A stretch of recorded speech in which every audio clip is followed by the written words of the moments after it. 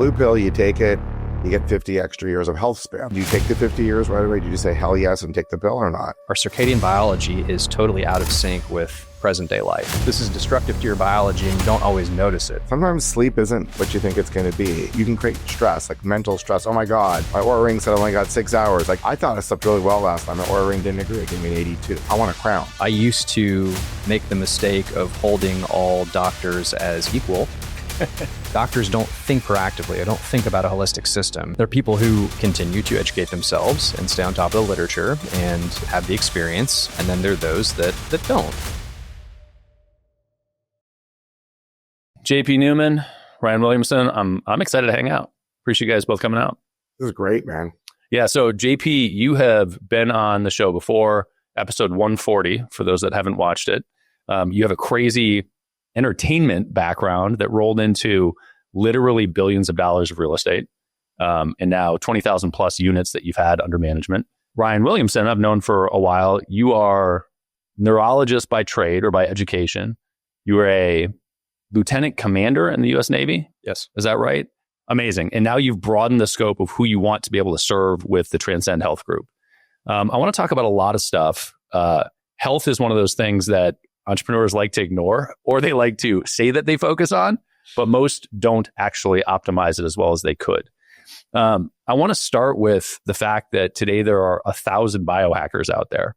Some of them are doctors. Some of them are really heavy researchers. Some of them are just really pretty and say things. How do you tell today who you should listen to relative to health, coming from the neuroscience perspective? One of the reasons I got into this is because of the volume of misinformation that's out there. And to answer your question as directly as I can, one of the best ways to know who to listen to is to look at their credentials. I mean, what is this person? Where have they trained? You know, what's their background? I'd say something like, you wouldn't ask your mechanic tax advice, right? I mean, or for tax advice, right? I mean, you want to fix your car. That's kind of how it works. And this kind of longevity biohacking space has become, I think, just such a hot topic or a vogue thing, right? And for good reason. I mean, there's so much out there that can help with entrepreneurial health, with just health in general, with performance, that it's become kind of a crowded space. But anyway, without kind of going too far down that rabbit hole, just know where you're getting your advice and know who you are listening to. And I guess to be more specific about that, anybody who is a board certified specialist, ideally, with a general internal medicine background, or if you want a neuroscience perspective or neurology perspective, ask a neurologist, or maybe somebody has a PhD. I mean, just to get a qualified answer on something, because I see a lot of this, people that call themselves doctor and maybe they're a doctor of something, but they're not a doctor in the sense of what you and I expect. Well, I think that as a starting point, that's a really good point, which is doctor doesn't always mean medical doctor, first of all. Yes. And it's very common for people that are, and look, there are great naturopaths also. And then there are chiropractors that call themselves doctors and give medical advice. And that's very different. But the qualification for me, like one of the points of interest is that I grew up in a family of doctors, and I have a great family. I also know a lot of dumb doctors, and my level of respect for doctors is a little different than the general public, right? Yeah, for sure. And I also have a lot of respect for people that, let me qualify that for a second. My father told me when I was probably 10, I was asking him for specific medical advice as a 10-year-old would, right? He was a ear, nose, and throat doctor. He was like, listen, yes, I learned that at some point, but that was in medical school like 20 years ago. And that line stuck with me, because if you're not practicing it routinely, you get so much information in medical school when you go through training. So yes, you are certified and trained, but to what extent? And today, so much information is available that I look at like the far edge biohackers, some of them that I know well, who are really big researchers, right? And they study the fuck out of this stuff. So it sort of leaves me in this place of, I don't want to just trust somebody because they've got the credential of doctor. Yes. And I am a little afraid of the crazy wild biohacker people that tell me I should drink pee. So, where's the line? So what other credentials make sense to look for to trust somebody? Well, I'm not sure if it's even credentials or what to look for, clues, because I think social media and our distrust for our government and our health system after COVID has really been a game changer. And I don't want to get too far off on that tangent. But to your point, Brad, there's actually another level, or who do you trust, period? Yeah.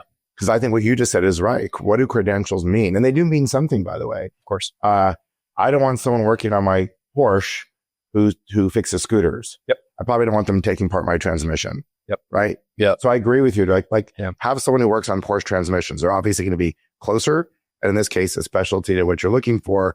But it still doesn't fully answer the question. I think it's a good question, Brad. Like, who to trust? Yeah. So, right, there's credentials, and then there's experience, and then there's, kind of what people have kept up with on the educational front. To your point about what your dad told you, I'll never forget this. Like day one of medical school, the opening line is, half of what you learn here will be completely irrelevant in 5 years. And you're like, well, why am I here? Like, what am I paying for? Yeah. I mean, like, it's seriously, but the science moves that fast, and it's accelerating. And as we all know, right, we're on this kind of upslope of the exponential technology curve. And I mean, I used to make the mistake of holding all doctors as equal.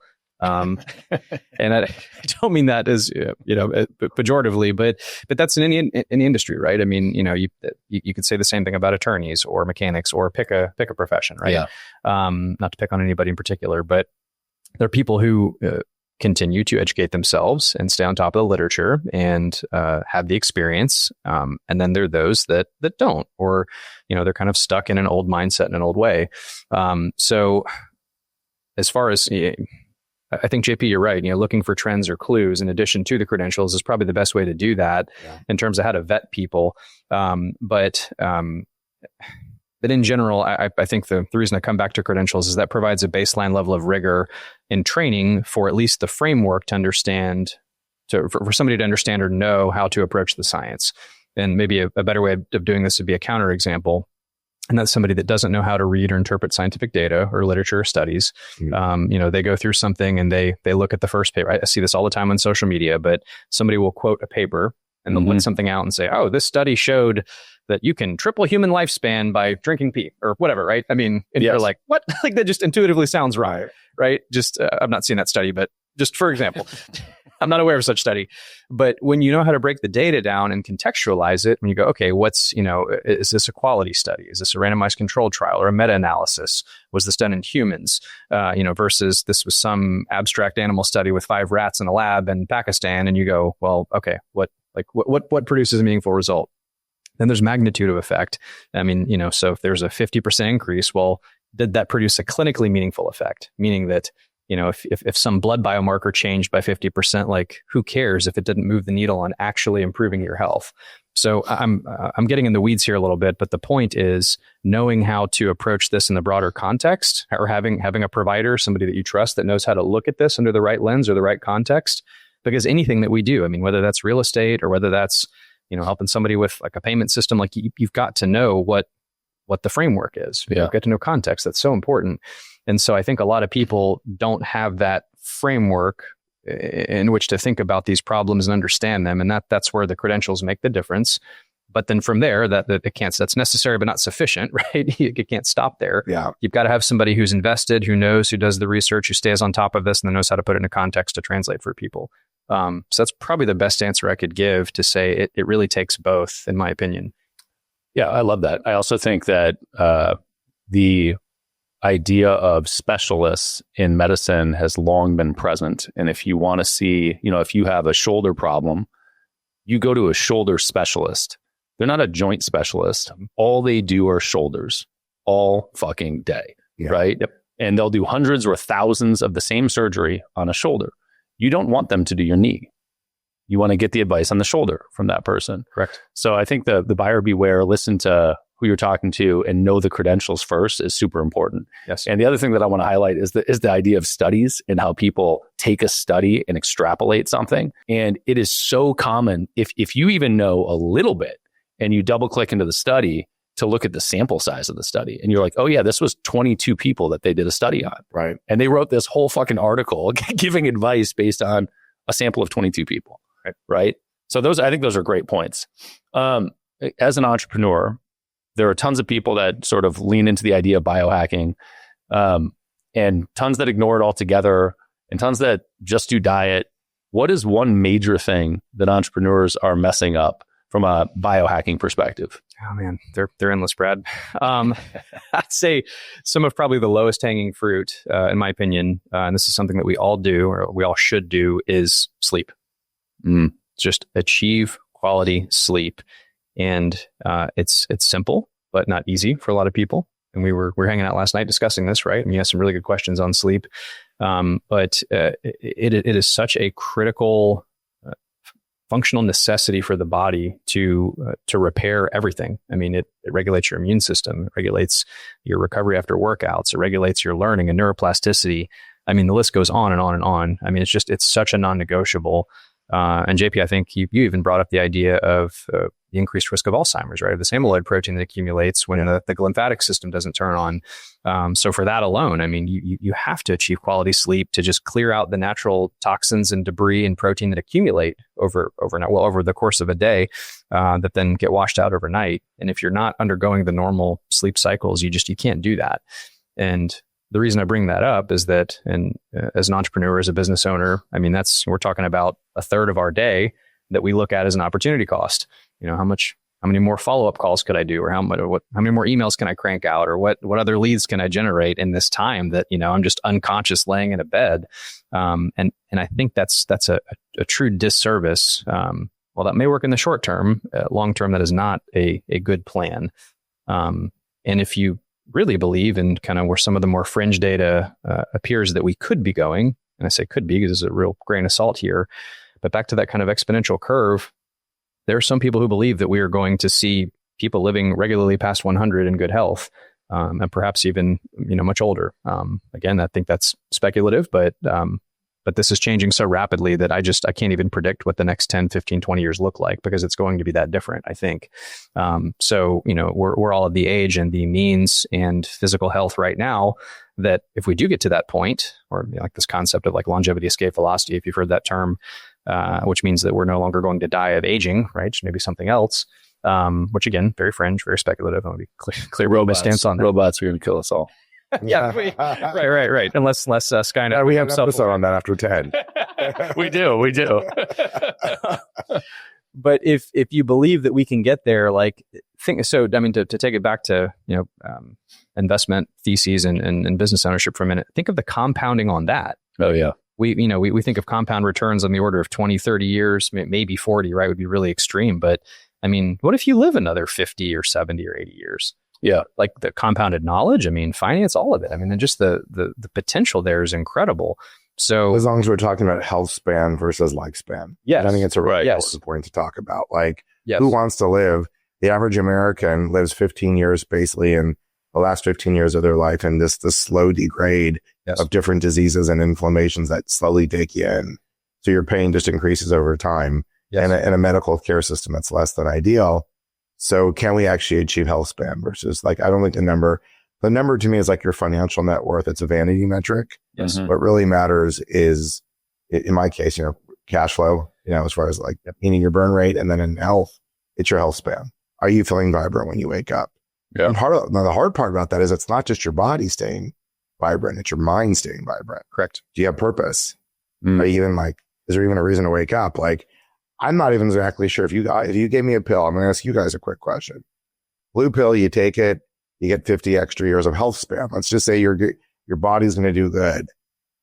Do you know right away? Do you take the 50 years right away? Do you just say hell yes and take the pill or not?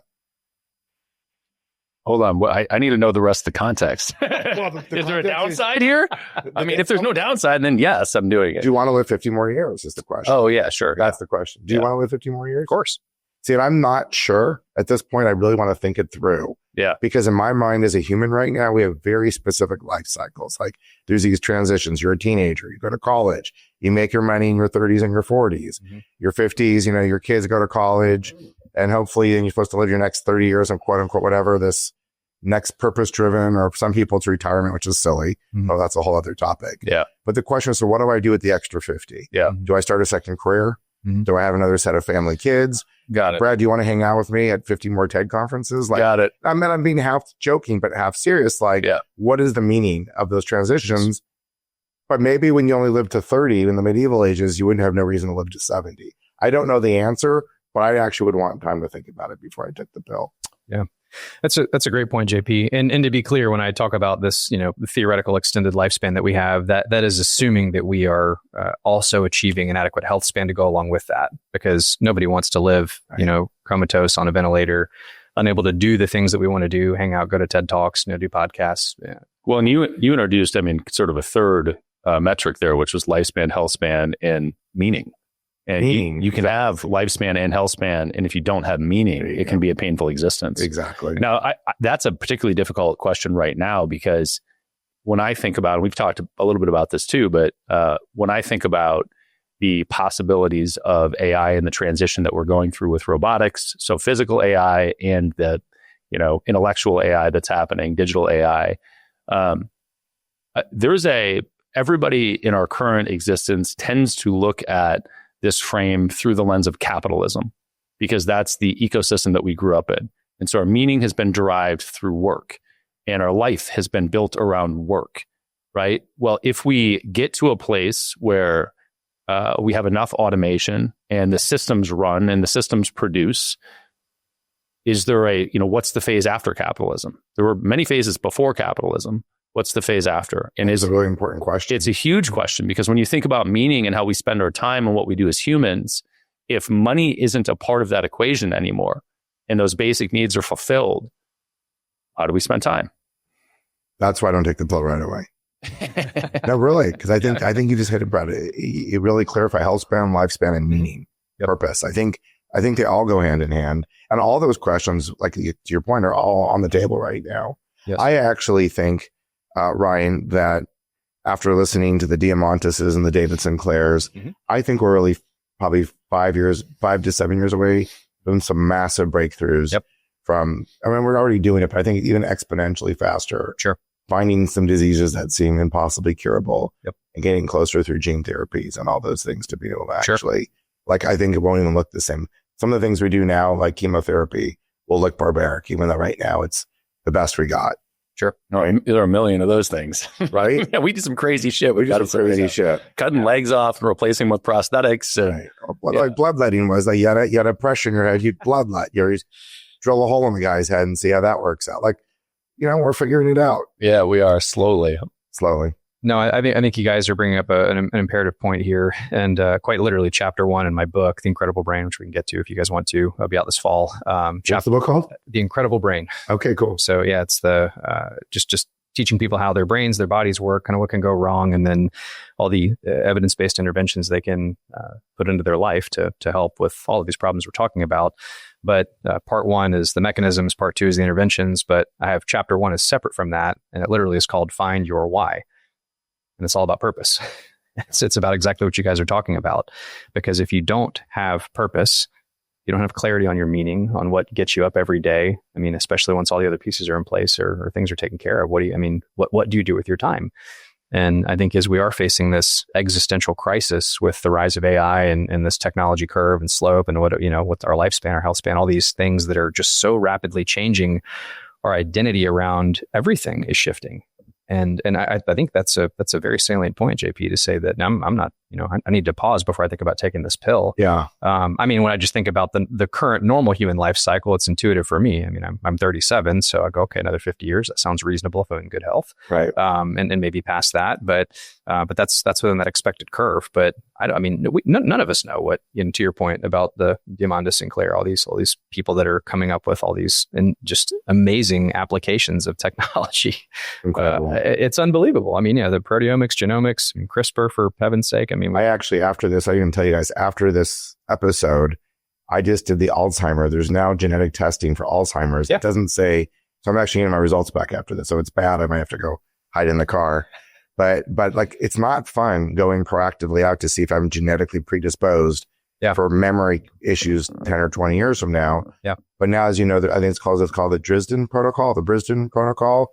There's protocols that if you actually have the beginning signs or genetic predispositions, you can actually do something about it with lifestyle. Yeah. I think that's a lot of what you talk about in your book. Yep. Is there's no guarantee, but if you're willing to have the courage and it's not fun to look at the markers or maybe genetic predispositions, some things you can't do anything about, you probably better not knowing about it because you'll just worry about it. But there's a lot of things you can do to change your curve or your fate. Well, if you don't mind, JP, let's double click on that real fast. So 99% of all dementia cases are not genetic. So not genetic.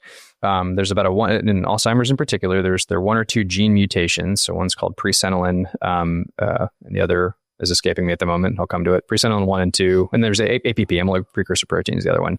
And the APP gene is on the 21st chromosome. And so there's a condition we're all familiar with called trisomy 21, which is also known as Down syndrome.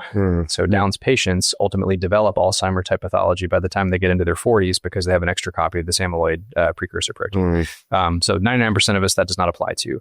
The test that I'm guessing that you had was probably your ApoE genotype, if that sounds familiar. Yes, it does. So we all have the ApoE allele. We have 2 copies of this. So there's a low risk, a medium risk, and a high risk version of this. And we've all got, there's 2 to the 3rd possibilities. So there's a handful of possibilities, but 95% of people are somewhere in the middle. Maybe a slightly increased risk, maybe a slightly decreased risk.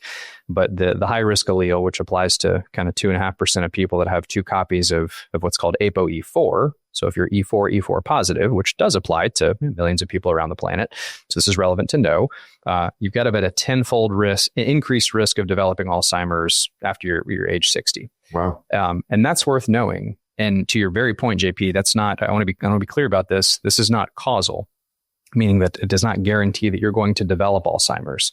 Whereas if you have the amyloid precursor protein, presenilin gene mutation, it runs in families, whatever like that, you're going to get it unless you have like a CRISPR gene editing therapy in place, which is not widespread yet. Probably coming soon, but not yet. So worth knowing because that just makes lifestyle that much more important. So I want to be clear about that regardless of what the results are. Yeah. And I hope you're ApoE2E2, which means you never got to worry about it. Yeah.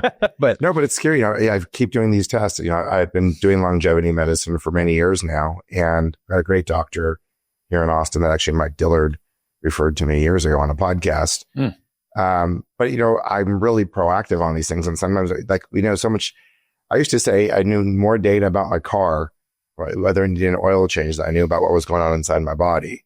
Yeah, I've changed that, and it does come with courage. It comes with expense. Yep.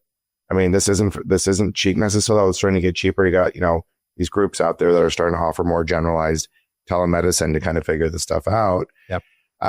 But there's something empowering. It's like before a test, it's a little scary, but then there's also something really empowering about I really feel like I'm in charge of my health. Yes. I just did, what's the full, MRI, which I would really recommend for people. Full body. There are a couple of them. So Ezra's one, Pronovo's another. Yeah. So I did that last year, and I didn't love going and I would say anyone who's over, you're telling me at 40 or 45 or 50, whatever. Sure. It's really weird getting an entire, first of all, it's weird being in a machine for an hour. Yeah. Not the best hour. It's not my favorite. But it's fascinating to have someone literally map the inner part. The first time my entire body on the inner side has been mapped for any kind of abnormalities or just tracking everything. And it's really scary to do that. To actually did that pizza that I ate when I was in college, did all those alcohol and drugs really maybe there's a dent in my brain. It's not fun. But then when you kind of get through it, it's okay, now I know what I'm dealing with here. Yeah. I'd rather deal with it. Peter Diamandis talks so you can actually track stage 0 cancers and stage 1 and stage 0 cancers before you get some pain and go to the doctor, or you have some blood in some weird spot, which is really, I guess, the goal, but it's a different mindset. Yes, JP. So we're in kind of this DIY era where we're starting to see these technologies become more widespread, more available. And I think that's the neat thing about this, the rise of technology and the curve that we're on is that my hope is that this will become more democratized as it becomes cheaper, more available, less expensive. So more widespread, because these things do cost money, right now. It takes courage, but I would encourage people to consider pursuing this because, again, knowledge is power. And when it comes to our genetic risk, when it comes to what's going on within our bodies, you're right. Doctors don't. We're on the clock. So medicine is very reactive. Right. This siloed, specialist-driven system that we all train in is very siloed. And, I'm trained to only worry about brain and spinal cord and nervous system disorders, right? I'm trained to think about the heart or the abdomen or whatever. That lens has changed rapidly for me in the last couple of years because of what I now do. But doctors don't think this way proactively. I don't think about a holistic system. And so when you show up with abdominal pain to the ER, to your primary, they start this kind of series of tests to go figure out what's going on. And oh shoot, if it's stage 4 pancreatic cancer, you've got like 6 weeks, right? And that's it. And that's the system we're in right now. Right. And that's not a good place to be. So I would highly encourage people to consider getting proactive imaging, getting proactive labs, quarterly labs instead of the annual standard that we've all kind of, whatever the USPSTF considers standard, because data is power, and knowing what to do with that data is very powerful and very helpful and could save your life. Well, those are two different things though. And when we started there, which is, you said knowledge is power and data is power. And I think that I think the caveat there and a different way to spin that is their potential power. But knowing what to do with it is where the power comes in. Yes. Right. And the problem is the interpretation of that knowledge. And that goes back to who do you listen to? Who do you trust? How do you analyze it? So I got an MRI the other day. This was quite a while ago. And the radiologist that gave it back, the radiologist that looked at the MRI, because of course the doc that does the MRI isn't the one that interprets it. They send it off to some radiologist. He does, 1,000 of these in a day. And he literally responds with, labrum is destroyed. This is the language I got back from the radiologist. Now, here's the thing. First of all, fuck that guy. Second, if I walk with that, if I'm not me and I'm just somebody that gets that response, there is no path forward to that, right? So how you interpret that data and what you do with it, sure, pretty fucking important. Yeah. Yes, of course. Well, and this gets into, with the orthopedic or a joint issue, this gets into, okay, are you going to take that to an orthopedic surgeon? Says we got to fix the whole joint. Now you've got a major surgery you're looking at, which in my opinion should always be last resort, versus are there stem cells? Is there PRP? Is there some sort of anti-inflammatory protocol? There's a whole range of potential therapeutic avenues to interpret what to do with that data that's based on expert opinion. Which, by the way, gets stopped entirely if you just leave it at destroyed. Yeah, not fixable. So let me scratch that itch for a second. Let's acknowledge for a moment that, again, I'm going to reiterate, fuck that guy. But beyond that, then you have to go down the path of what are the options? Let me interpret this a different way and look at what the options are. Yes. Right now, we have a whole bunch of different surgeries to quote unquote fix problems. And let's stick with joint replacement in the moment. You're replacing something in your knee, your shoulder, your hip. All of those things, hips in particular, are actually, as far as surgeries go today, quote unquote, very good. Mm-hmm. You're still putting a foreign object into your body that you're bolting on, and then it works for 10, 15, 20 years, right? Stem cells they're not really in their infancy, but they're certainly not mass market or used for everything, right? How far away do you think we are from resolving actual medical problems versus chopping things apart and fixing it that way? And do you think it makes sense to do one or the other at this point? In your case specifically, or just in general? Yeah, let's say destroyed labrum, cartilage damage. The question is do you replace something like a hip, shoulder, or knee that's still operable right now? Yeah. Or do you wait it out until medical innovation changes and lean on things like PRP and stem cells and hope for the medical system to fix the problem actually? It's a really good question. I'll kind of take the cop out here and say I'm not an orthopedist, so not my direct area of expertise. That's my blanket statement. However, to try to answer it a little bit better, more deeply, I think it depends. If you're young, you're healthy, you're mobile, and you're in a situation where maybe you deal with some pain, but you're still very active, and it's not impairing your ability to put in the lifestyle that's going to help you live the longest, healthiest life possible. Maybe that is something that you manage with what's available with PRP, with stem cells, and not go through the big surgery. It's going to have the recovery that you're committing yourself to a cycle of permanently altered anatomy, not a destroyed labrum, but hardware, right? Yeah, that's going to need to be replaced because we know that.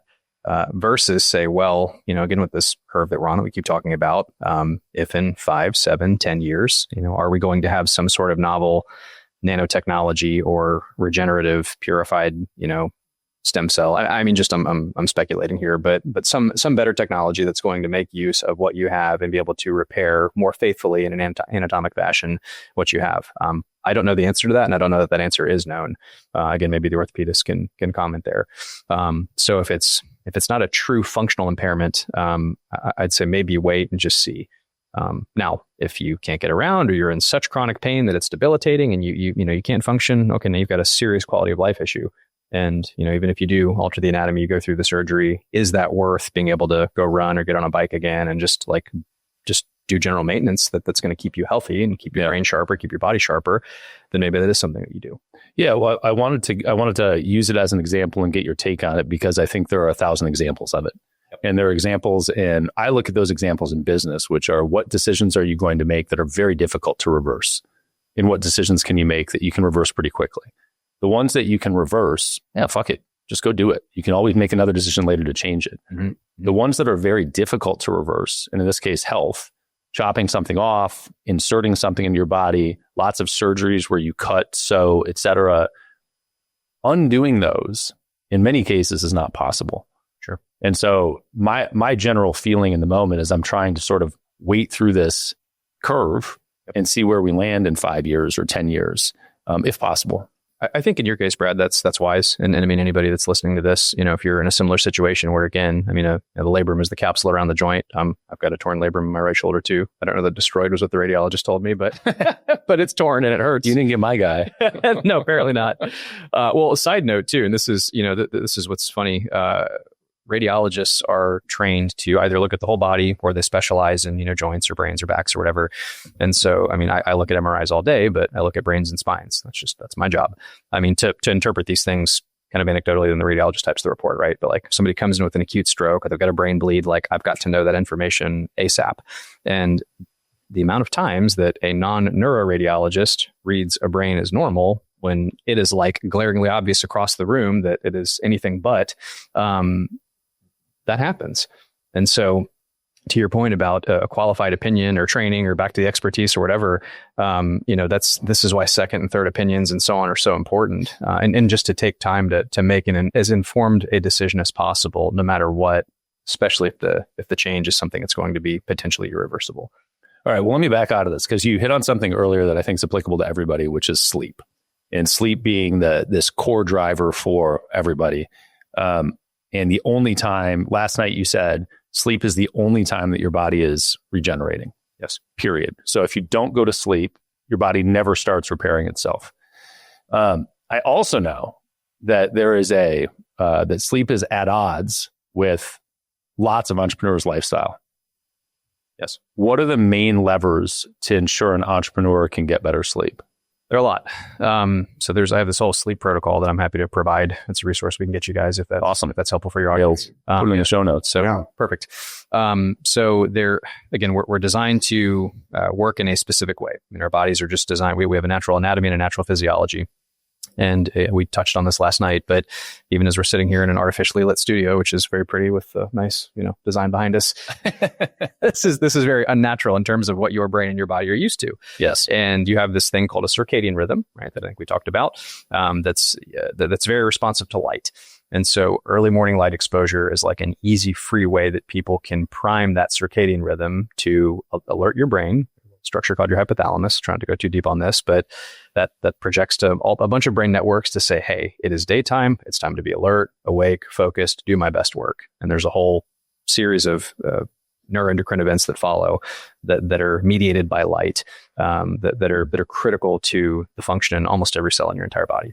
So light exposure early. And equally importantly, before you go to bed, making sure that you are in a dark environment. And this could be shades, an eye mask. I personally prefer an eye mask. I mean, there's even a very small amount of light can actually penetrate your eyelids and send a signal to your retina to block the release of melatonin, which actually helps the sleep onset and helps ensure that you achieve quality sleep. So that's an easy pickup for people. Morning exercise, I think we touched on. So training, I mean, if it's train at all during the day or don't train, I'd pick train. But if you had train early or train late, I'd pick train early for several reasons. Quality exercise, or at least intense exercise, especially early in the day, helps promote quality deep sleep. It gets back to some of that reparative function, restorative function. So that helps you get better quality sleep to actually do the repair that your body needs. Not to mention, there was actually a recent study. This is like a month or two ago in Nature, I believe, where they looked at Whoop users. So I've got an Oura ring, which is kind of what I have. You got the Apple Watch, right? You got one? Well, there you go, Oura. So all of course, our biometric devices. Beyond a Million, brought to you by Oura and Whoop. Yeah, exactly. You owe me money, Aura. Right. But they looked at Whoop data, and this is like over like 1.4 million nights. Looked at like tens of thousands of people, as I recall. So not 5 people, and wherever, right? So quality data. Yep. And it showed that people that did intense exercise within 4 hours of bedtime had poor sleep. I mean, their resting heart rate was elevated. Their heart rate variability was decreased. And so again, I'm back to my knowledge. There's no comparison of no exercise versus late exercise, but you're disrupting that rhythm, and your body's designed to be more active earlier. So early, and I'm getting on a tangent here, but early light, early exercise, proper nutrition early.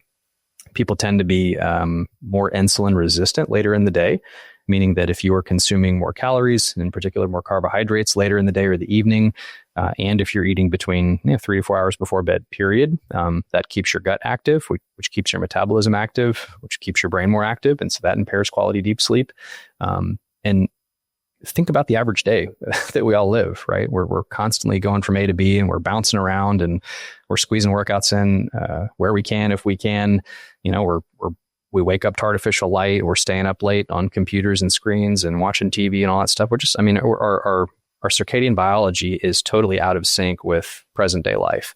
And the other thing is you don't feel a lot of these changes. So right. This is destructive to your biology, and you don't always notice it, which is also a problem.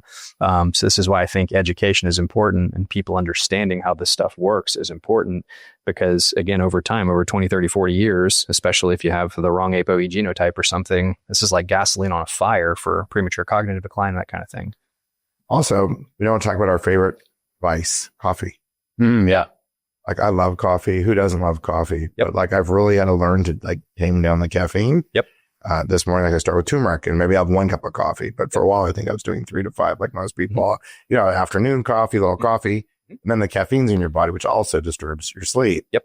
So I've really taken it down to like green tea or maybe 1 cup of coffee, sure, as an indulgent, but not because I don't even enjoy the caffeine rush. But I understand, like, sometimes we wake up, even if you get either you've not quite got enough sleep, like 6 hours, or sometimes like I just wake up groggy a lot of times. It just takes me an hour or two, which is where the exercise comes in. Yep. But for a lot of people on the go, if you're not exercising in the morning, what are you doing? You're grabbing a cup or two of coffee, which simulates being awake, but it's very different than feeling good after being rested. You just got your heart going faster, and you're just kind of like, it's certainly a less grounded and probably suboptimal, I imagine, your sleep pattern over time.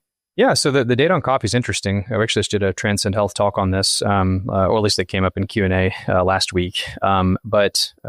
So for drip coffee in particular, let's be clear about this. So just black coffee, ideally freshly ground, although instant coffee, I think there's some data on this too, and with caffeine, not without, because caffeine appears to be neuroprotective. Between 2 to 4 cups a day, as long as it's none past noon, is kind of the general cutoff because of the half-life of caffeine. People actually have an increased lifespan or decreased all-cause mortality. And there's several reasons for this.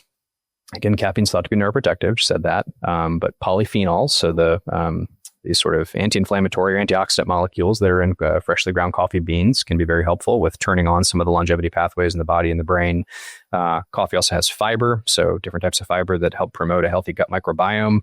And there's increased populations of the kind of appropriate ratio or strains of healthy gut bacteria that decrease inflammation and produce what are called short-chain fatty acids that are important signaling molecules for the brain, the body, the immune system, so on and so forth. So coffee, I think, is actually quite a helpful thing overall. Just not after 12. Just not after 12. That's good. I don't have to feel guilty about my coffee. Yeah. One less thing I have to worry about. That's going to kill me. Exactly. One less. Or if anything, to the contrary. And 12 is not a reasonable cutoff for me. Well, and here's another trick too, or another maybe biohack, I guess. Do either of you take creatine? Yes. Yep. I just started to. I took it when I was a child weightlifting. And I just started. A child or like a? Yes, when I was 4, 5, and 6, I was weightlifting, and I would pound creatine with my protein shakes in the morning. Got it. It's not hard to picture. No, when I was like in my early 20s, I was taking creatine as a lifting supplement, right? Yep. And super common, especially in that era. And as of late, it seems that there is data around cognitive and performance, specifically when you are sleep deprived. Yep, sure. That's exactly where we were going with that. I think there's ample data. So let's back up. creatine, again, widely studied molecule over decades. These have been reproducible results over multiple meta-analyses, large quality trials, blah, blah, blah. That has been largely done in the setting of athletic or sports performance. But to Brad's point here, in the setting of or just general A, cognitive performance, but B, in sleep deprivation in particular, traumatic brain injuries. There's some literature on this. A dose of certainly 5 grams a day. So this is creatine monohydrate we're talking about. You want to make sure that any supplement you get is third-party tested and, for purity, all that good stuff. Let me pause on that for a second, because there are multiple types of creatine, aren't there? Yep, there are. So what's the difference? And because this is one of the problems with something like creatine, where it's like there's tons of data on it, there's tons of studies, tons of tests. Yep. And then it's like, oh wait, there's creatine monohydrate, and then there's like 5 other derivatives. So, and then the marketers get their hands on it and they're like, we have all 7. And I'm like, I don't know what that means. Yeah. So do I want that, or do I just want this one? Monohydrate has the best data, period. The end. There's like their pH buffered versions like Crealkaline, and there's some others. But in general, creatine monohydrate is the most extensively studied, safest molecule, in my opinion. Is there any negative to the other? They're just not as effective. Okay. Yeah. That's because kind of my general. What does creatine, I'm drum roll. What does creatine do? I'm looking, I don't take it. Maybe I'll get a life hack out of this. So creatine works on what's called the creatine phosphate shuttle in your mitochondria, and without putting everybody to sleep here, it helps you. It helps your mitochondria with energy production. That's the simplest way I can put it. And your mitochondria are incredibly important with respect to your overall level of just general body function. Maybe in terms of longevity, the way that I look at this is you've got a set amount of energy in the body, and your cells have a given bandwidth of the work that they need to do. And so if you are providing them with more energy to take care of that workload, then everything's good. Cells can get repaired, normal metabolism can happen, et cetera. Whereas if you are, chain smoking cigarettes or getting sunburns every day, not sleeping, eating ultra processed food, just having a suboptimal or unhealthy lifestyle, that bandwidth is limited because now your cells have to direct energy towards DNA repair and oxidant stress and so on and so forth. And so creatine helps buffer that to a degree, I guess, is a very, very rudimentary way to put this. But it does help with athletic performance, with strength, with recovery, et cetera. So is creatine for everybody, or is it for people who are retraining? I think it's for everybody, and the more data coming out on this to me appears safer and stronger, not just for baby Brad power cleaning, in his diapers, or even today, but with cognitive performance and just with general cellular health. I think it's a great longevity supplement. It's a cheap, easy thing to take. But where I was trying to go initially is with the coffee is that if you're sleep deprived, you can take really up to like 20 grams a day, probably even more than this. There's some studies out of Germany, I think, that actually did like a milligram per kilogram dosing that was even higher than this. But 20 grams a day, which is like 4 times what most people would take in a day. 20 grams a day of what? Creatine, monohydrate. Got it. Yep. Yeah. I was like, that's not enough coffee. No. Yeah, no, not milligrams. That's a couple hundred milligrams is probably more than enough for most people, if that. So 20 grams of creatine monohydrate a day. I do. So I take it. Full disclosure, I take 5 grams in the morning, 5 grams at night. I divide it in half. There's really no data for that. My theory is that I'm getting some in the morning for when I exercise, and then cognitive performance. Then maybe I'm getting some in the evening for when my body's undergoing the repair to function for sleep. I have no science to back that up. That's pure conjecture. You could take it once a day, and that the literature seems to support that too. But my point is between 5 and 10 grams seems sustainable, seems safe. And to get above that 5 gram threshold, that's really where we start to see the cognitive benefits for the creatine transporter to actually shuttle creatine across the blood-brain barrier, which is the selectively permeable covering around your brain that certain molecules pass and others don't. So again, brain health, body health, multi-organ health, creatine's an easy one. God, I have like 7 questions. Damn it. This is the crux of doing this show is I have to pick a direction. And it's my job. It's your show, bro. I got a question, but you go. Okay. This is the interruption where I'm supposed to take money and let somebody else advertise on the podcast, but I don't really want to do that. So I'm going to remind you that I also own easypaydirect.com. And if you're a business that's accepting credit cards or needs to, beyond the fact that we can do a rate review to save you money, beyond the fact that we give you dedicated account reps, world-class customer service, world-class technology, and can actually optimize the way you accept payments online, you should understand why we have thousands of people a year come to us off of platforms like Stripe or PayPal and why they prefer Easy Pay Direct. You can check us out at epd.com/BAM. That's epd.com/BAM. So I'll take it back to sleep because we started there. We were talking about this through the lens of what disrupts sleep, right? So it's tremendously uncommon to meet humans, much less entrepreneurs, that drink no caffeine, right? Yeah. So then you've got the half-life of caffeine, which is the rate at which half of it disappears from your body. Mm-hmm. The half-life of caffeine is what, like 4 hours or something? Yes, but the effectively active metabolites can stay in your bloodstream for 10 to like 12-ish hours, depending on your metabolism. Horrifying. Yep. Long time. Meaning that when you stop at noon, it's a bunch is still in you by the time you go to sleep. Sure. Yeah. So I asked you this before, but I think it's incredibly relevant for people to hear. Last night we were talking specifically about sleep, and the question is, knowing how disruptive not sleeping is and how much damage not sleeping does to your body, not only acutely, but as it adds up over time, over the years. And ultimately, we talked about it leading to cognitive decline and really the erosion of your physical system and your mental systems. When is it okay to take drugs to ensure that you go to sleep? Is it better to take drugs to go to sleep, or better to miss a night of sleep? Because if you don't take something, you're not going to sleep. Good question. That is a good question. And so to be clear, when we say, drugs versus supplements, there's a whole spectrum of I think they're all drugs. I think they're all drugs, but let's talk the spectrum too, which you did last night. So sure. And the one end of the spectrum, which we would call supplements, most people would, you've got magnesium or melatonin or valerium, right? Ashwagandha. Exactly. Sure. And then you've got the other end of the spectrum, which is like, a sleep aid or Xanax or any other sedative or painkiller that might just knock you out. Yep. Right. So in general, I think, again, a preferred supplement that most people could probably benefit from would be elemental magnesium. So this is like magnesium gluconate or glycinate.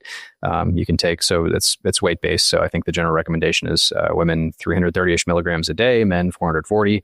I think the supplement I take is magnesium glycinate or gluconate, sorry, but it's like 550 milligrams. So take your pick. But most people are deficient in magnesium because of the absence of micronutrients in a kind of a standard American diet. So, and we discussed this too, but people can go get their blood levels drawn, and that's not a very accurate representation of your total body store of magnesium, because most magnesium is stored in the bones. So your blood levels are tightly regulated because of all the things that magnesium has to help regulate, like your heart rhythm for one. If you have super high or super low levels of magnesium, it can actually stop your heart. You can go into arrhythmia and die. So it's a very critical element. Not to say that if people are deficient, that's likely going to happen. Just means you probably have issues with bone mineral density and other cellular processes, because magnesium, in addition to helping with sleep, is responsible for like 300 something. It's a cofactor for like 300 something enzymatic reactions in your body. So very important thing to take. Your brain being helped along in terms of getting to sleep by taking some at night can be very helpful with sleep onset. So that's no detriment, right? That very, very minimal risk. Maybe some GI upset depending on the formulation. You can't OD on magnesium if you're doing it every night. It'd probably give you so much GI distress that you would, if you drank or ate too much of it, you'd probably throw up or have terrible diarrhea. Gotcha. So it wouldn't be a pleasent way or a pleasant thing to do. Tell you. Yeah, right. Okay. You could intravenously, absolutely can OD on it. About a couple pills a night. Correct. Yep. Gotcha. Correct. Not that I recommend doing more than whatever's recommended, obviously. Yeah.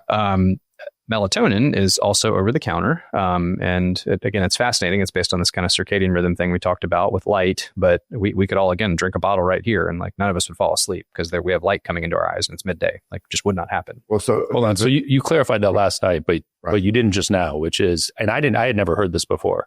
So talk about melatonin and its relationship with light and dark. Yeah. Well, first of all, melatonin is not a sleep aid. I think that's the misnomer. It's not a sleep aid. It's actually, when I'm listening to you, it gets your circadian rhythm back on so that you can sleep. But it's not like taking a sleeping pill. it's doing something different than a sleeping pill. Yeah, right. So there are two main processes that regulate your sleep. The first is circadian rhythm, which we've talked about. And the other actually kind of gets back to the caffeine example, which is interesting. So caffeine is what's called an adenosine receptor antagonist.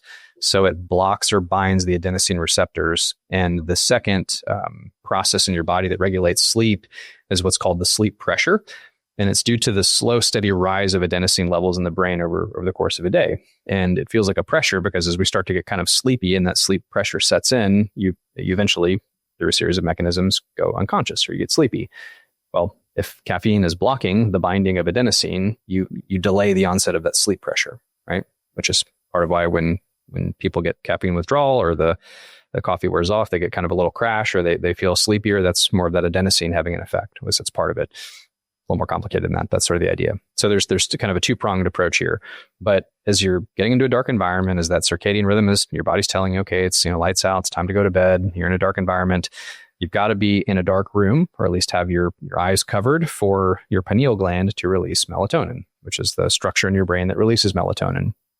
Now, if that's been shifted because of, you're staying up late or you're traveling, crossing time zones, you have jet lag, something like this, and your circadian rhythm does not match where you are in the 24-hour cycle of wherever you happen to be sitting, right?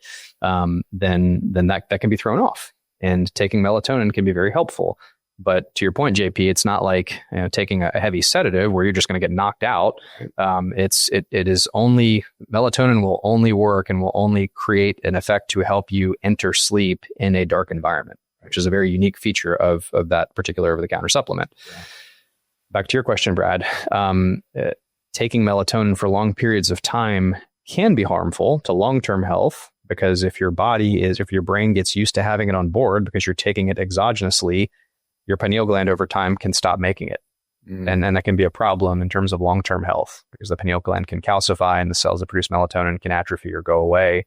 And then you kind of become dependent on it after. That's scary. Yeah, sure. So, people take it chronically and I don't think that's the right choice. So let me ask this because it's the same question really, but I want to get to the root of, is it better to knock yourself out with something versus struggle and not have sleep?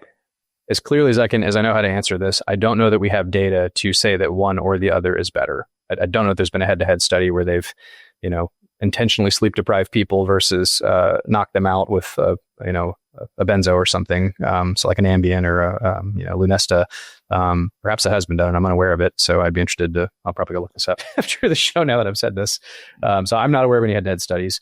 My general take or my general hypothesis, however, is that if you are sleep deprived and your body's not able to undergo those reparative processes in the short term, as long as you aren't relying on a heavy hypnotic, again, benzodiazepines being my least favorite here because they do interrupt the sleep architecture. If you're still getting restful sleep and you're waking up feeling rested, you've had quality sleep and you're able to function well the next day, in the short term, again, we're not talking about months and years here, but in the short term, my hypothesis would be that it's probably better to rely on a sleep aid short term to get your sleep back on cycle and then go from there. That may be totally wrong. That may be totally unscientific. I don't know. It's my instinct too. Like there's something, and the idea that if you're really off, they should try to get back on using these aids to just kind of get you back on. Sometimes you have an injury, you just can't sleep because you're uncomfortable, your back's stiff. It could be something. Yeah. Yep. That's not chronic. It's just to get you through a couple of days. Yeah, of course. So that you feel rested enough to take care of it. I think there's also mental health too. How do you feel the next day? Yeah. If you know you're going to be a train wreck the next day, right? Versus like if I just can get 6 or 7 hours of uninterrupted sleep, I just know I'll be a much better human. Maybe there's a little bit of a longevity trade-off for just having some quality of life. And then I think some of that short term kind of goes into it. Will you pull this up a little bit? Yeah. It's not really devil's advocate, but I'm going to play down this path a little bit because I know a lot of people that have a hard time sleeping that rely on a supplement of some sort to sleep. You just gave a very clear-cut reason to not do melatonin all the time, which is your body will stop producing it. And more importantly, you'll calcify the gland that is actually producing it, so you cannot produce it. Yeah. Pineal gland, right? Pineal. Yep. Or is it penile? No, it's a pine cone. I don't know. Pineal. So in the case of like melatonin, you mentioned melatonin working on in a specific way. So let's say you use melatonin for a while, and you stop using it, you're having a hard time sleeping. What about rotating to a different one and coming back to melatonin later? Yeah. Can it be helpful? Maybe. But I think that's let's zoom out. I think that's the wrong approach entirely. And I would generally agree with that. I think that if we could do things as humans and have self-control, that's a great idea. Yes. Also, I think that it's, we talk, I like to think about things pragmatically. And there's this general, I know that if I don't drink any caffeine and I limit exercise to a certain level, so I don't hurt myself ever, and I'm never overly stressed, so I'm not uncomfortable when I go to bed, and I turn off all the screens hours before sleep, right? And I have temperature controlled everything, I will sleep better. It also is wildly inconvenient and derails other areas of my life that seem to be running well, or like caffeine might help, right? Or alcohol might, enhance an area.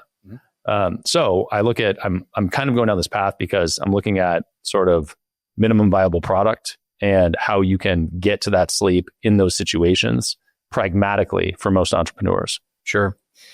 Yeah, and I think we touched on this last night too, but there's kind of what does the literature say and what's ideal or kind of best case in terms of our physiology, and then there's what's practical. And I think that's the question you're asking. I tend to come at it from the kind of what's best case or for our physiology, because again, I just think that we become so misaligned with how our bodies are designed to work. And I think that this kind of gets back to the purpose, that we talked about earlier. It's like, okay, at the end of the day, just let's say that, we're in some sort of post-apocalyptic future, maybe in a utopian way, just like technology crashes and we're just sort of back to like the caveman era. Like, what would we be doing? Right? We'd be waking up with the sun. We'd be moving to find food. We'd be interacting with people. We'd have tribes, and that's how we evolved. And I think getting back to that or mimicking that in many ways respects our natural physiology, and it's just better for our bodies. Period. Again, no question that if you need a world-class shoulder specialist, or you really need antibiotics to save your life, like modern medicine has come very far in that regard. But again, just to, in the name of being productive or enhancing our business, which you could argue maybe a trade-off down the road is that you're more comfortable and have the time, space, bandwidth later to then recover some of the lost sleep. So where do we draw that line?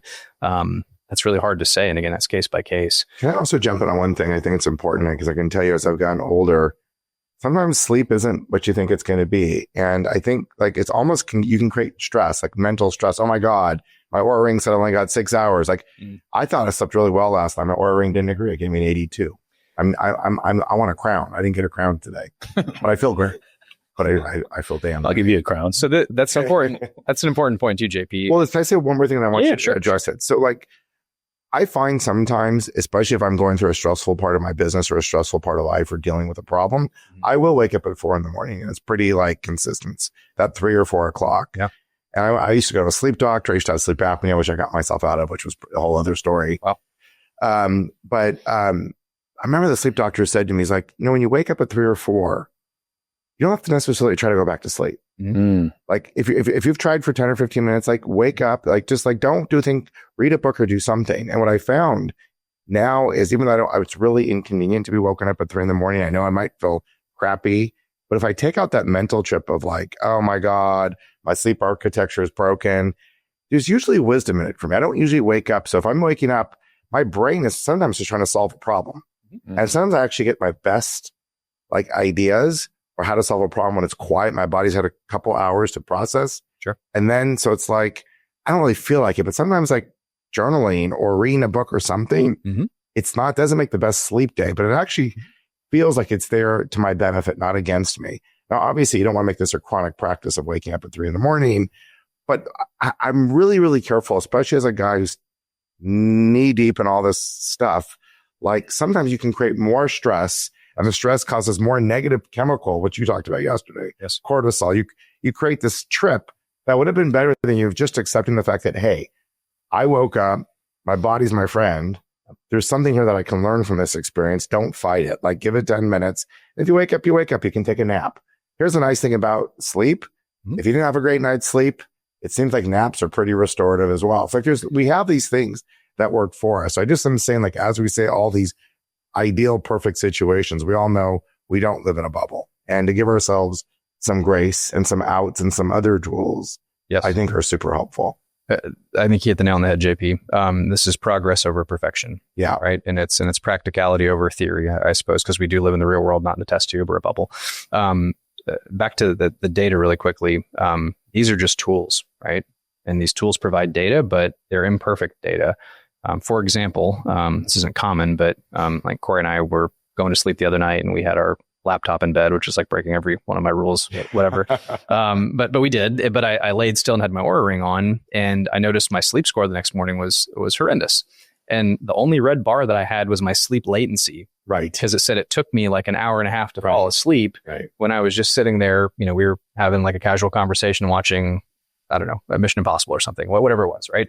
But I slept fine, and like my sleep my trend was okay. And I'm like, I to your point, I feel good, but like, why is my sleep score so low? Like, again, contextually, like I know how to tease that apart, and perhaps if somebody uses these tools long enough, they know how to tease that apart. Okay, great. But it is, I mean, there's really a phenomenon where people get so perseverated on their data that they miss the point entirely. Yeah. It's like, this is designed to help you, not hinder you or create more anxiety over getting a perfect score or something like that. Yeah. Well, and that through line comes back again, which is knowledge isn't power. It's knowing how to interpret. Yes. That is, right? And so you get the score and you know enough to look at the score and say, this isn't the right number to look at right now. And I think that that's really important in most areas of life. And I'm probably beating a dead horse with entrepreneurs because entrepreneurs tend to know that. Entrepreneurs tend to say, hey, I need to look at it myself. The problem is deep down, I think specifically entrepreneurs really would rather listen to somebody. The problem is finding the trustworthy person that they know has the right answer, right? Because if you can take a shortcut, which is somebody knows the answer, let me take the smart person's advice and run with it, that's a shortcut. Unfortunately, today, it's hard to find those. And so the backup is to be able to actually internalize it and interpret it yourself. Correct. And JP, to your point about, waking up at 3 a.m., 4 a.m., I mean, early, I think that's okay too when it happens. And again, like you said, leave yourself some grace for that. I don't think we got to the kind of the evening end of the kind of my rituals or sleep techniques to help lower cortisol and de-stress, but journaling is part of that. Yeah. So there's this writing method that's been well studied. I forget Pennebaker's first name, but it doesn't matter. But you basically just journal unfiltered without judgment, just write for 20 or 30 minutes for 4 or 5 days in a row. And just whatever comes out, comes out. And they literally measure people's cortisol levels after this, and they're measurably lower. So having a journaling has a measurable effect on your physiology. And to your point, JP, if your brain is that busy with a puzzle, and to the point that it can keep you up and it can interrupt your sleep, and you just need to wake up and go write it down or work the puzzle out or think about it, great. And yeah, if you need to take a nap later in the day, fine. In general, we recommend that people go to bed and wake up within about an hour of what they did the night before.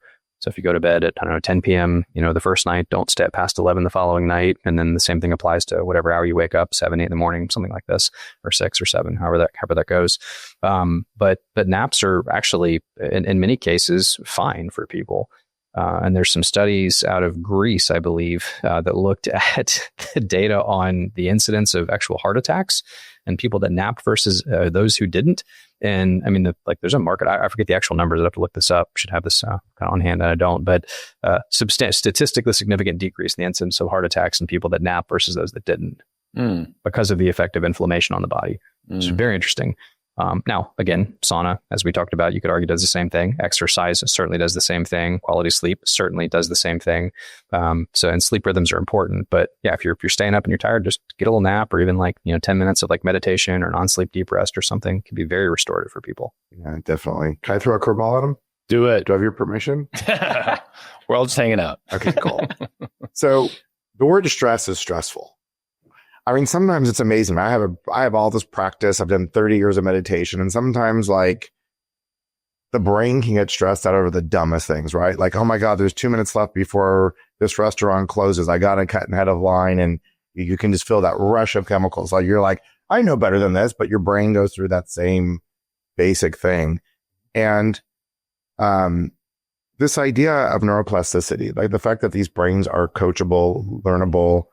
I think with this renaissance now of psychedelics, that people are saying, hey, that they're learning in these studies of people with PTSD or people who have chronic suicidal thoughts or some really bad mental conditions, that there seems to be some beyond just plant medicine. There seems to be things that we can be doing to not only feel better, like immediately, like taking 10 breaths, but actually changing the wiring of our brains. It seems to me if we could really get good at changing the wiring of our brains, we don't eliminate stress. But I think for all of us, including myself as part of my health journey, the more I feel like I have mastery of not getting stuck in emotions. Yeah. Like I can get really depressed still. I can get really fearful, but it leaves me like my weather patterns clear quickly. And that's happened through years and years of practice. Yes. I'm just curious of someone who studies the brain and where we're going. Because stress, like I said, if you just tell people this is going to cause stress, if you don't take these supplements, like you just almost can create more stress and more things I have to do. On the other side of that, how do we create more neuroplasticity or potential healthy lifelong habits where we can get, again, not eliminate stress, but work with it better? It's more of a dance rather than a judo boxing match. How about that? That's a great question, JP. So I'm actually doing a virtual summit on this very topic in August called the Rewire Virtual Series. And so I'm about halfway through the interviews. Justin's actually going to be on there, which will be fun for kind of the lifestyle piece. But they're mostly physicians, and we are talking about different ways and different modalities that we can actually rewire our brain to do this very thing, to help combat stress. And again, get back to that natural physiology and our natural state to just reclaim control over our lives, because it's just so important. So they're a handful of ways, JP, and they're all evidence-based. So last night we talked about the kind of dynamic between the prefrontal cortex, or sort of the CEO of the brain for the entrepreneur, and the amygdala, which is that fear center, part of the limbic brain and the emotional brain, that we become in this reactive, stuck state where we're just purely reacting to stress and not in control. And I think we've all experienced both, either where you're in flow state and at your highest and best, and then when you're truly in panic mode. And the latter is not very comfortable. We don't like that. Number one. Number two, it wreaks havoc on your body long term in terms of that elevated cortisol and actually thinning of the gray matter in the prefrontal cortex, decreasing the meaningful connections to have that top down control. And this term neuroplasticity that you're using that has kind of gotten thrown around a lot lately is a very important one for people to understand, because our brains throughout our whole life are malleable. They're changeable. We don't grow a whole lot of new brain cells, but the connections in our brain every day are just changing and remodeling and reshaping based on the inputs we feed it. And then, of course, our behavioral outputs that follow. And we have much more control over this than we used to think, or at least we used to understand. So how can we maintain the greatest and the highest level of control over our daily behaviors and actions and not stay in that stress state? We already talked about a handful of them: quality sleep, morning sunlight, morning exercise. Those are easy places to start. Meditation, mindfulness, journaling, quality relationships, quality nutrition. They're just like the hot and cold exposure. I guess we talked about sauna cold exposure yesterday. We didn't talk about that. You know what the easiest is lately for me? The easiest hack is breath work. Yes. 5 minutes. Yes. I can actually change my state. I can actually change my state in about 12 minutes of some Dr. Joe breath, or just like these like with some hold patterns. I'm amazed that you can reset. You can get it stuck in a thought. Right. You could take your most obsessive thought, whatever that would be. Maybe you'll share it with us one day what that would be. And you can knock it out. And you can knock it out in 12 minutes. Yep. That's my experience right now. So it's taking me a long time to get to that point. Yeah. So with intentional breath work throughout the day, this is a neuroplastically mediated phenomenon. So you can actually increase control over your thoughts and your prefrontal cortex the more you do this. This is a trainable part of the brain. But if you intentionally undergo breath work or just deep breathing throughout the day, you can actually rewire your brain to the point that you become less stressed, less reactive to stress, what I meant to say, over time by doing this on a daily basis. And there's some immediate ones. Do y'all follow Andrew Huberman at all? Yeah. A little bit, not much. Okay. A little bit. For one, I think he's great. I mean, I really like his content. I think he's very intelligent. Again, PhD, neuroscience professor at Stanford, et cetera. But the reason I bring him up is that he talks about one called the physiological sigh. Have you guys seen this or heard of this? No. So this is a reflex basically in your body. This is like truly one of the quickest ways that I've ever read about, and there are papers on this that he cites that I think are valid. But you take a deep slow inhale through your nose all the way until your lungs are full, and then a very brief, sharp inhale. And that second inhale snaps your alveoli open. Your alveoli are these little like grape-like clusters that are kind of the microscopic air sacs in your lungs. So it pops those open. And then you do a slow exhale through your mouth. right? We can do this together if you guys want, but it's fun. Okay. And after the exhale, this creates this reflex in your body where it deactivates your sympathetic nervous system and engages your parasympathetic. So kind of your rest digest state. And like you literally immediately feel calmer when you do it. Nice. I feel calmer. Like that is calm. I feel good. Let's meditate. That's the quickest way that I know of that I've ever come across to immediately cause a state change. Like it's not 12 minutes. That's like 5 seconds. It's very fast. Well, I know that we're coming on time because you have an important call. I do. I got to make sure my brain's okay. Yes. So if not, I'm getting a phone call, I guess. You will. You will. To that end, and we, JP, before we started, you were talking about kind of delivering the tangible action items for humans, but for entrepreneurs from a health perspective. And in the world today of a million different things you could be focused on, could be doing, I want to drill into a high impact activity. So, Ryan, from your perspective, if we've got this, quiver of different arrows that are biohacky, one is dialing your diet, one is dialing your sleep, one is sauna every day or cold plunge every day, or at least 30 minutes of exercise or whatever. What is a very high impact bang for the buck activity that people should be doing to take care of their health? If I had to pick one though, in particular, like one that supersedes almost all the rest, it's probably exercise. It just the benefits are so widespread in every body system that we have been studied, that we know of. What constitutes exercise? Yeah, you're going to ask that. So any form of exercise is better than none. And so we're talking about resistance training, cardiovascular training, high intensity interval training, blah, blah, blah. But movement, period. I mean, something as simple as what are called exercise snacks. So this is literally 2 minutes, 3 times a day. And if you don't have 6 minutes in your day, then I think you seriously need to reprioritize and reassess whatever it is that you're dealing with, because we all have 6 minutes in a day.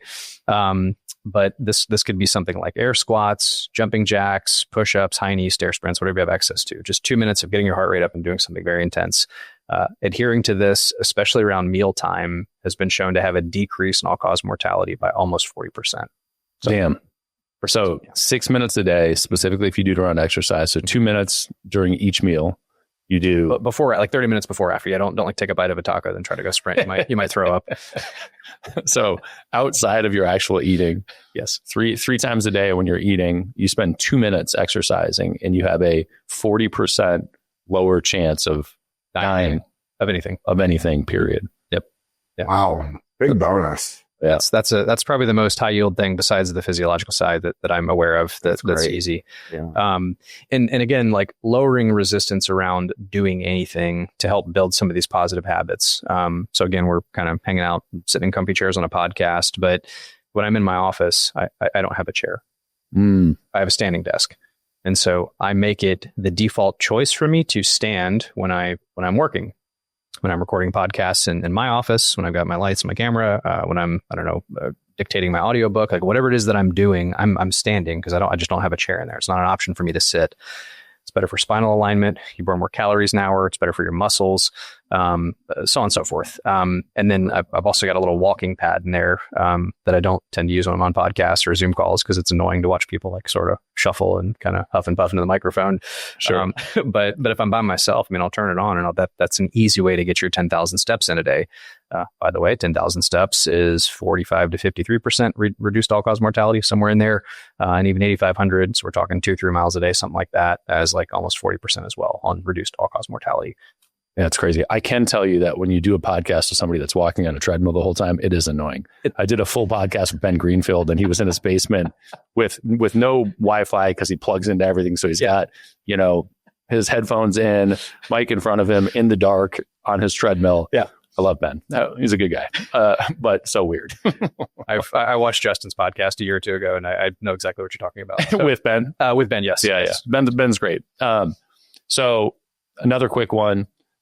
Sauna and cold plunge, super trendy and popular. Mm-hmm. If you had to pick one, sauna or cold plunge, bang for the buck, where do you go? Assuming that you're cleared by your doctor, because both any hormetic stressor can be dangerous. I want to be clear about that. And hormesis or hormetic stressors or anything like exercise. With Alex Hormozy?